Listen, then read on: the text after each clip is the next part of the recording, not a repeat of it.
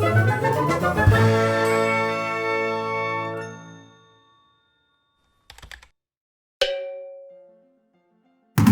Secours populaire, c'est une vieille dame. Cette association, elle est née en 1945, qui à l'origine axait essentiellement ses actions de solidarité en direction de victimes, notamment des conflits armés. Les origines marquées aussi par un parti politique, le Parti communiste français, qui nous ont amenés à vouloir une scission pour être un mouvement complètement indépendant.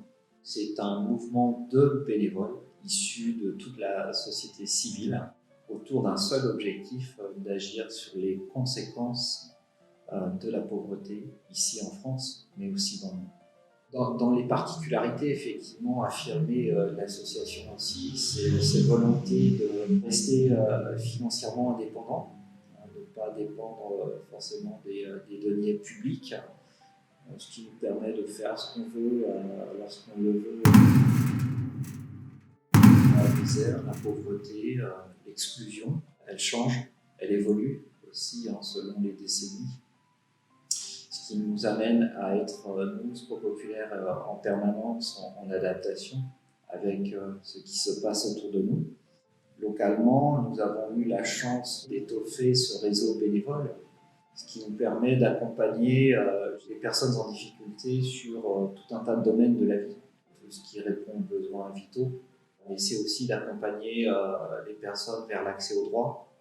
Nous avons des permanents juridiques, d'amener aussi les personnes vers l'accès aux loisirs, aux vacances, puisqu'on parle bien d'un droit. C'est d'amener les gens vers un mieux-être et surtout vers une possible autonomie en tout cas.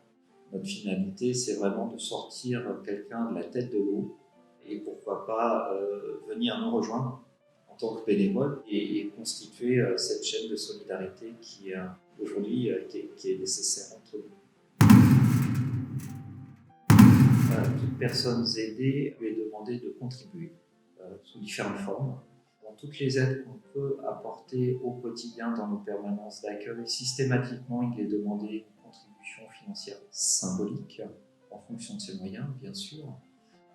C'est aussi d'essayer d'amener les gens dans une démarche active, soit avec nous ou dans d'autres courants.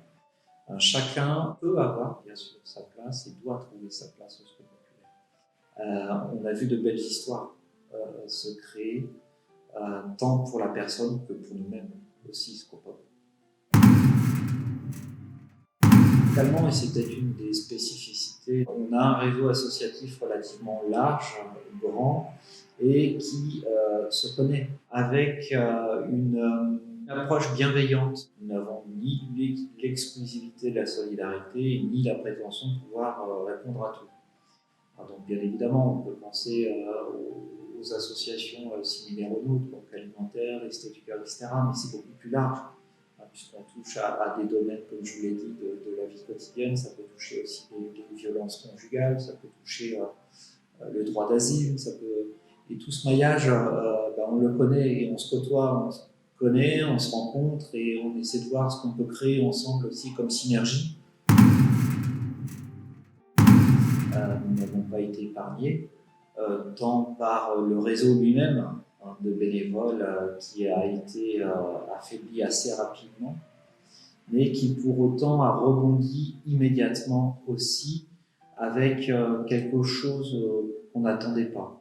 Des propositions de bénévolat spontanées, et c'est grâce à ce courant, à ce mouvement citoyen qu'on a pu et qu'on peut tenir encore aujourd'hui dans la durée. Donc une crise sanitaire qui tout de suite s'est transformée dans la semaine qui suivait, une crise sociale, 45% de personnes en plus sur les permanences d'accueil. Et on s'est rapproché soit d'institutions, d'associations également, qui ont un savoir-faire que nous n'avions pas, pour au final apporter une aide d'urgence. Par exemple avec l'association Restotroc, on a pu apporter une solidarité de qualité. Et toutes ces synergies font qu'aujourd'hui, effectivement, ça nous amène à repenser certains projets et de voir ce qu'on peut faire peut-être encore plus parfois avec les autres.